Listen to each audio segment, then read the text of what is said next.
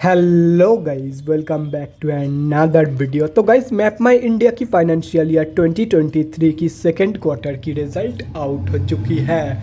तो गाइस, इस वीडियो में हम लोग यही देखेंगे कि कंपनी ने सितंबर 2022 की क्वार्टर में कैसी परफॉर्म की है, क्या क्या पॉइंट्स इंप्रूव हुई है एंड कहाँ कहाँ पे कंपनी ने डिटोरिएट की है, और कंपनी की फंडामेंटल्स भी चेक करेंगे और समझेंगे कि क्या ये कंपनी पैसे लगाने लायक है या नहीं। एंड उसके साथ साथ हम लोग कंपनी की टेक्निकल्स के बारे में भी डिस्कस करेंगे। तो गाइस, बिना टाइम वेस्ट किए कंपनी की फंडामेंटल एनालिसिस करते हुए वीडियो को शुरू करते हैं।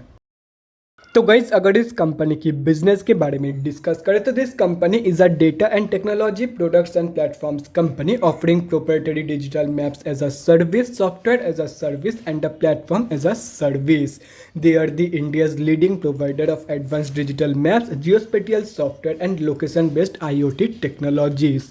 ये company both BSE and NSE में लिस्टेड है। तो अभी अगर इस कंपनी की कुछ इंपॉर्टेंट फिगर्स के बारे में बात करें तो 7057 करोड़ की है कंपनी की मार्केट कैप, 78 की पी है जो कि बहुत ही ज़्यादा हाई है, 21.1% है कंपनी की ROC एंड अप्रॉक्सीमेटली 16% है कंपनी की रिटर्न ऑन इक्विटी।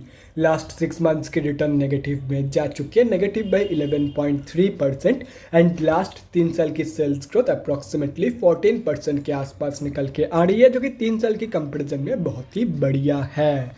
कंपनी अभी अपनी बुक वैल्यू से बहुत ही ज़्यादा ऊपर ट्रेड कर रही है, डिविडेंड यील्ड 0.15% है एंड फेस वैल्यू ₹2 की है।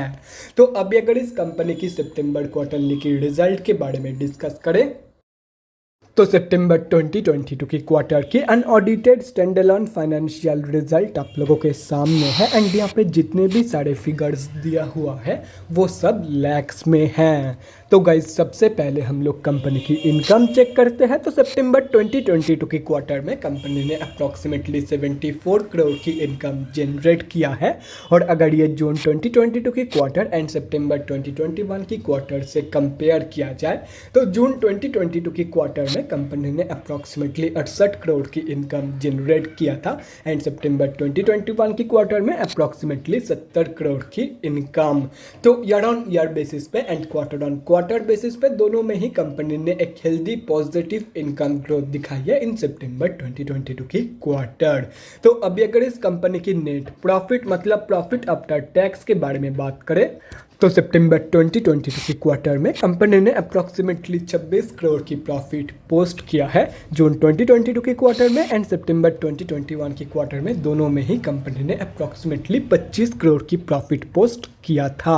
तो ईयर ऑन ईयर बेसिस पे and quarter on quarter basis पे दोनों में ही कंपनी की जो प्रॉफिट ग्रोथ है वो ऑलमोस्ट फ्लैट निकल के आ रही है। एंड अगर देखा जाए तो कंपनी की जो प्रॉफिट के फिगर्स है वो 25-26 के रेंज के अंदर ही है पिछले 3 क्वार्टर्स के, मतलब यहाँ पे जितने 3 क्वार्टर की रिजल्ट अवेलेबल है उन तीनों क्वार्टर्स में कंपनी की जो प्रॉफिट है वो एक रेंज के अंदर है। लेकिन अगर देखा जाए तो कंपनी की जो इनकम है वो तो बराबर ग्रो कर रही है, लेकिन कंपनी की जो प्रॉफिट ग्रोथ है वो ना के बराबर है। मतलब कंपनी की प्रॉफिट के साथ कंपनी की इनकम के साथ साथ कंपनी की जो एक्सपेंसेस है वो इनकम के हिसाब से ही इंक्रीज हो रही है। इसीलिए कंपनी की जो प्रॉफिट ग्रोथ है वो फ्लैट है, वो जीरो है। एब्सोल्युटली जीरो तो नहीं बोल सकते, लेकिन ऑलमोस्ट जीरो के आसपास ही है, ना के बराबर ही है। मतलब कंपनी की जो प्रॉफिट मार्जिन है वो धीरे धीरे रिड्यूस हो रही है टाइम के साथ साथ। और रही बात कंपनी की EPS की, तो कंपनी की जो EPS की ग्रोथ है वो भी कंपनी की प्रॉफिट ग्रोथ की तरह ही फ्लैट निकल के आ रही है, ना के बराबर है। कंपनी की EPS ग्रोथ भी both year on year basis पे and quarter on quarter basis पे। तो अगर ओवरऑल देखा जाए तो कंपनी की जो प्रॉफिट मार्जिन ग्रोथ है वो इंटायरली नेगेटिव में है। Profit growth and EPS growth almost flat है, ना के बराबर है। एंड कंपनी ने सिर्फ और सिर्फ 2 जगह पे ही प्रॉपर पॉजिटिव ग्रोथ दिखाई है इन सितंबर 2022 की क्वार्टर, एंड वो दोनों के दोनों ही इनकम ग्रोथ है ईयर ऑन ईयर बेसिस की and quarter on quarter basis की। बाकी कंपनी की जो ग्रोथ है वो slightly on the negative side पे ही है। तो ओवरऑल जो रिजल्ट है वो slightly on the weaker side पे ही निकल के आ रही है इन सितंबर 2022 की क्वार्टर। तो अभी अगर इस कंपनी की बैलेंस शीट की हेल्थ के बारे में बात करें तो हाफ ईयरली बेसिस पे कंपनी की रिजर्व के साथ साथ डेट भी इंक्रीज हुई है, लेकिन अगर देखा जाए तो रिजर्व स्लाइटली ज़्यादा इंक्रीज हुई है कंपेयर टू कंपनी की डेट। मतलब बैलेंस शीट की हेल्थ इंप्रूव हुई है on half yearly basis. And अगर ओवरऑल भी देखा जाए तो डेट की कंपैरिजन में 10 गुना से भी ज़्यादा की पॉजिटिव रिजर्व मौजूद है कंपनी के पास। तो ओवरऑल जो बैलेंस शीट की हेल्थ है वो तो बहुत ही ज़बरदस्त है ही है। एंड उसके साथ साथ ये एक ऑलमोस्ट डेट फ्री कंपनी भी है। तो अभी अगर इस कंपनी की कैश फ्लोज के बारे में बात करें तो कैश फ्लोज की जो कंडीशन है वो डिटोरिएट हुई है इन फाइनेंशियल ईयर 2022। FY 2021 में कंपनी के पास पॉजिटिव 19 करोड़ की कैश फ्लोज मौजूद थी, जो कि अभी डिटोरिएट होकर पॉजिटिव 7 करोड़ की हो चुकी है। लेकिन अभी भी अगर देखा जाए तो अभी भी कंपनी के पास पॉजिटिव 7 करोड़ की कैश फ्लोज मौजूद है। तो ओवरऑल जो कैश फ्लोज की कंडीशन है वो ठीक ठाक ही निकल के आ रही है। और रही बात कंपनी की शेयर होल्डिंग पैटर्न की, तो गाइस सितंबर क्वार्टरली की शेयर होल्डिंग पैटर्न आप लोगों के सामने है।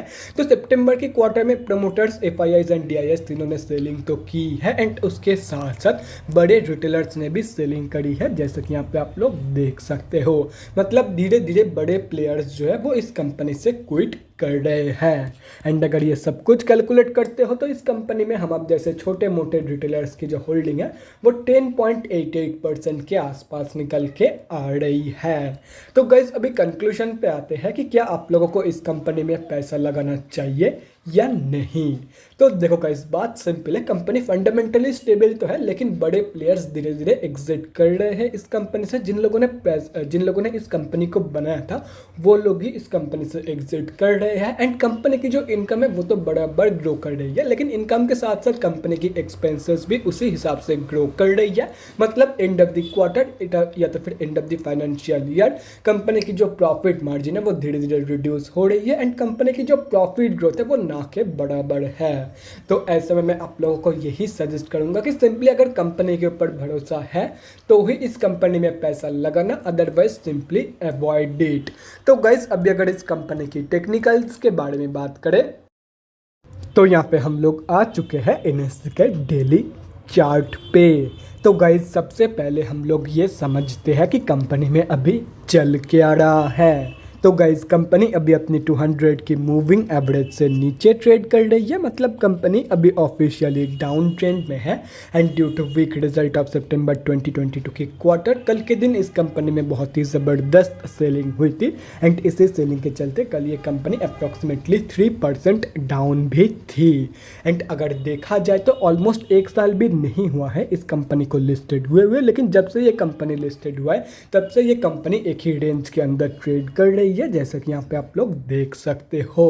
तो ऐसे में जिनकी भी होल्डिंग इस कंपनी में ऑलरेडी है उन लोगों को मैं यही सजेस्ट करूंगा कि आप लोग अप्रॉक्सीमेटली 1100 रुपीज़ के आसपास एक स्टॉप लॉस लगा के रख दो। एंड ये मैं इसीलिए सजेस्ट कर रहा हूँ क्योंकि कंपनी अगर बाई चांस नीचे की तरफ ब्रेकआउट दे देती है इस रेंज की तो आप लोगों का स्टॉप लॉस हिट हो जाएगा एंड आप लोग ज़्यादा लॉस होने के हाथ से बच जाओगे। क्योंकि कंपनी पिछले 1 साल से एक रेंज के अंदर ट्रेड कर रही है, उसके ऊपर से कंपनी पहले से ही डाउन ट्रेंड में है। एंड अगर ये कंपनी नीचे की तरफ ब्रेकआउट दे देती है, मतलब अपनी 52 वीक लो से भी नीचे गिर जाती है, तो ये कंपनी कहाँ तक की फॉल शो करेगी वो कोई नहीं बता सकता। तो simply it's better to be safe than sorry, इसीलिए मैं यही सजेस्ट कर रहा हूँ कि एक स्टॉप लॉस लगा के रख दो। बाकी अगर विदाउट स्टॉप लॉस होल्ड करके रखना चाहते हो तो ये इंटायरली सब्जेक्टिव है। तो अभी अगर इस कंपनी में फ्रेश एंट्रीज के बारे में बात करें तो देखो गाइस, सबसे पहले मैं लॉन्ग टर्म इन्वेस्टर्स का फंडा क्लियर कर देता हूँ। तो देखो, अगर कंपनी के ऊपर भरोसा है तो जितना नीचे आप लोगों को ये कंपनी मिल जाएगी, जितना नीचे आप लोगों को इस कंपनी में एंट्री मिल जाएगी उतना ही आप लोगों के लिए एंड आप लोगों के फ्यूचर रिटर्न के लिए बढ़िया है। क्योंकि आप लोगों का भरोसा इस कंपनी के ऊपर है कि ये कंपनी आप लोगों को लॉन्ग टर्म में बहुत ही बढ़िया रिटर्न देके जा सकते। तो सिंपली अगर ये कंपनी आप लोगों को 1150 रुपीज़ के आसपास या तो फिर उससे भी नीचे मिल जाती तो बहुत ही बढ़िया है। और अगर कंपनी बाई चांस यहाँ तक की फॉल शो नहीं करती है तो एटलीस्ट 1300 रुपये के नीचे ही रखने की कोशिश करना अपनी एंट्री प्राइस एटलीस्ट 1250 से 1300 के बीच में ही रखने की कोशिश करना अपनी एंट्री प्राइस। तो अभी अगर शॉर्ट टर्म ट्रेडर्स के बारे में बात करें तो गाइस देखो, जब तक ये कंपनी अपनी 200 मूविंग एवरेज से नीचे ट्रेड करेगी तब तक आप लोगों को इस कंपनी में कोई भी fresh short term trade plan नहीं करनी है। एक बार इस कंपनी को सक्सेसफुली डेली बेसिस पे अपनी 200 मूविंग एवरेज के ऊपर क्लोजिंग करने दो, उसके बाद ही इस कंपनी में fresh short term trade plan करना। और रही बात स्विंग ट्रेडर्स की, तो guys simply wait for the breakout of this resistance. इस रेजिस्टेंस के ब्रेकआउट के कंफर्मेशन के बाद, मतलब रिट्रेसमेंट के बाद, एक स्ट्रिक्ट या तो फिर लूज स्टॉप लॉस लगाने के बाद आप लोग 1540 रुपीज़ के टारगेट के लिए एक बहुत ही बढ़िया स्विंग ट्रेड प्लान कर सकते हो। लेकिन स्विंग ट्रेड लेते टाइम, स्विंग ट्रेड में एंट्री करते टाइम स्टॉप लॉस लगाना मत भूलना। अगर आप लोग स्ट्रिक्ट स्टॉप लॉस लगाना चाहते हो तो स्ट्रिक्ट लगाना, लूज लगाना चाहते हो तो लूज लगाना, लेकिन स्टॉप लॉस जरूर लगाना। विदाउट स्टॉप लॉस ट्रेड में एंट्री मत लेना। एंड बाकी के लेवल्स, बाकी के टारगेट्स आप लोगों के सामने हैं। तो guys that's it for this video. अगले वीडियो में मिलते हैं गाइस। Thanks for watching. और गाइस अगर आप लोगों के मन में कोई भी डाउट या क्वेरी रहती है स्टॉक मार्केट या किसी भी स्टॉक से रिलेटेड, तो कमेंट सेक्शन में कमेंट करके मुझसे पूछ सकते हो, या तो फिर मेरे इंस्टाग्राम का लिंक आप लोगों को डिस्क्रिप्शन बॉक्स में मिल जाएगा, जाके वहाँ पर भी मुझे डीएम कर सकते हो for an one on one conversation. Thanks again for watching guys, bye guys, and definitely guys stay safe.